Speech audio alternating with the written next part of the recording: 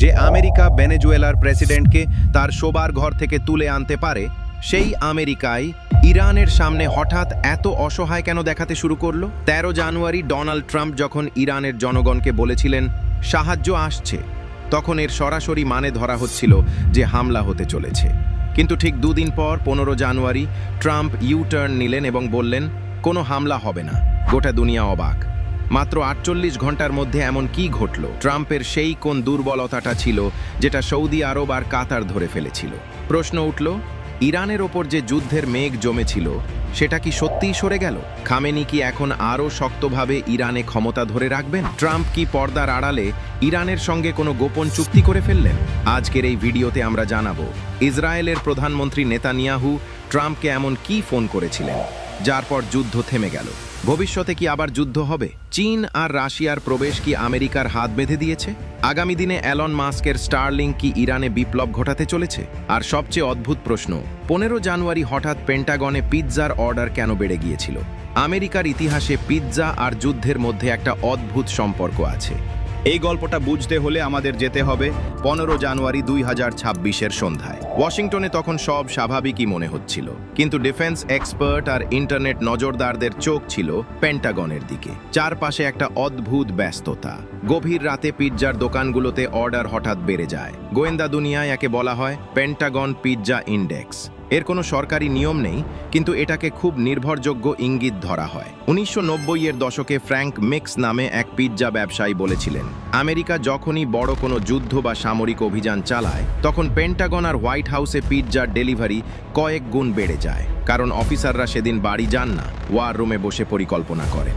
15 জানুয়ারির রাতেও ঠিক তাই হচ্ছিল। পেন্টাগনের ভেতরে মানচিত্র খোলা ছিল, ইরানের বায়ানটা লক্ষ্যবস্তু ঠিক করা হচ্ছিল, সব ইঙ্গিত বলছিল হামলা হবেই। কিন্তু ঠিক তখনই 1000 মাইল দূর থেকে আসা একটা ফোন কল পুরো খেলাটা বদলে দিল।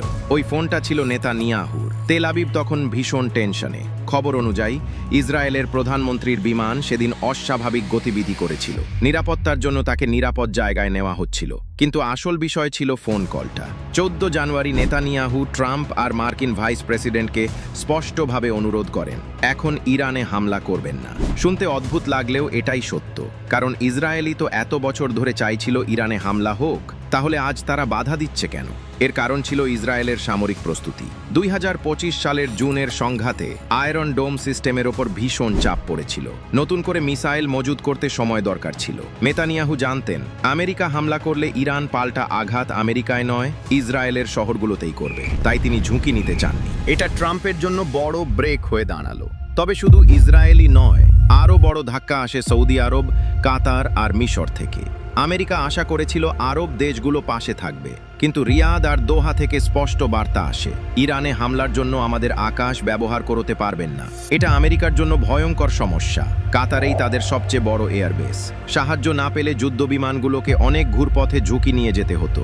আরব দেশগুলোরও ভয় ছিল।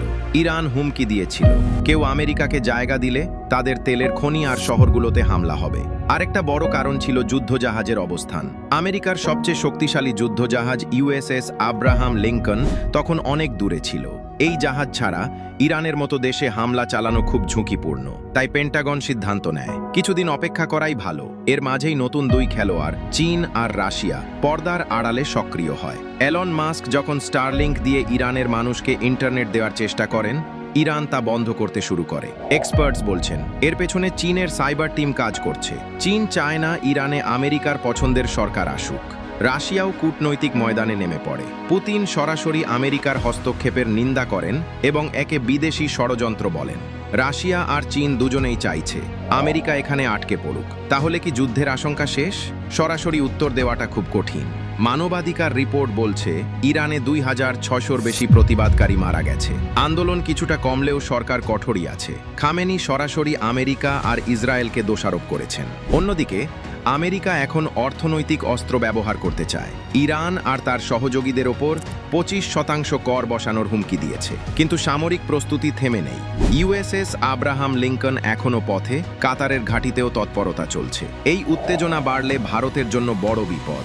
তেলের দাম আকাশ ছোঁয়া হবে, সমুদ্রপথ বন্ধ হলে মহামূল্য বৃদ্ধি হবে, আবার আমেরিকা চীন মুখোমুখি হলে তার প্রভাব সরাসরি এশিয়ায় পড়বে। তাহলে উপসংহার কি? পিৎজা ঠান্ডা হলেও যুদ্ধের আগুন কি নিভে গেছে? সম্ভবত না। মার্কিন কৌশলবিদরা এটাকে বিরতি বলছেন, ভালোভাবে প্রস্তুতির সময়। ট্রাম্পের ইতিহাস বলছে তার উপর ভরসা করা কঠিন। ভেনেজুয়েলায়ও প্রথমে শান্তি মনে হয়েছিল, পরে আচমকা অ্যাকশন। ইরান হয়তো সাময়িক স্বস্তি পেয়েছে, যতক্ষণ না মার্কিন যুদ্ধজাহাজ ঠিক জায়গায় পৌঁছায়। সবচেয়ে বড় প্রশ্ন, স্টারলিংক কি ইরানে বিপ্লব আনবে? অর্থনৈতিক চাপ কি কাজ করবে? 2026 কি ভয়ঙ্কর এক ইতিহাসের সাক্ষী হবে? আপনার কি মনে হয়, আমেরিকার হামলা করা উচিত নাকি নিষেধাজ্ঞাই যথেষ্ট? কমেন্টে জানাবেন। আমাদের সঙ্গে থাকুন, এমন ভূরাজনৈতিক বিশ্লেষণ আমরা নিয়মিত নিয়ে আসব। জয় হিন্দ, জয় ভারত।